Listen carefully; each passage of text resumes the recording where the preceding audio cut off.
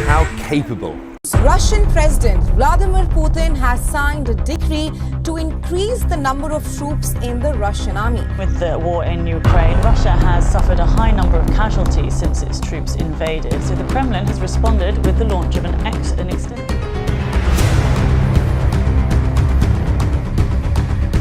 अस्सलाम वालेकुम दोस्तों, इस वक्त रूस और यूक्रेन की जंग को कई महीने गुजर गए हैं। अगर हम अब से लेकर शुरू के दिनों तक नज़र दौड़ाएं तो कहीं रूस का पलड़ा भारी नज़र आता है तो कहीं यूक्रेन का पलड़ा भारी नज़र आता है।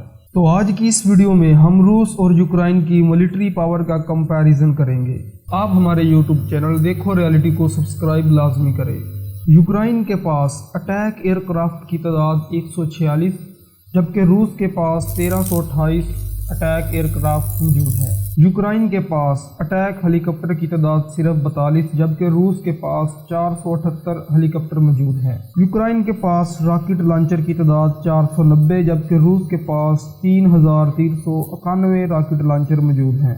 अगर टैंकों की बात की जाए तो यूक्रेन के पास 2199 और रूस के पास 13,367 टैंक मौजूद हैं। अगर आर्मोर्ड व्हीकल की बात की जाए तो यूक्रेन के पास 2,870 आर्मोर्ड व्हीकल गाड़ियां मौजूद हैं जबकि रूस के पास आर्मोर्ड की तादाद 19,783 है। अगर पॉपुलेशन की बात की जाए तो यूक्रेन की टोटल पॉपुलेशन 43 मिलियन से ज़्यादा है जबकि रूस की टोटल पॉपुलेशन 146 मिलियन से ज़्यादा है। पॉपुलेशन के हिसाब से रूस दुनिया का 9वां मुल्क जबकि यूक्रेन पॉपुलेशन के हिसाब से 34वें नंबर पर रैंक करता है।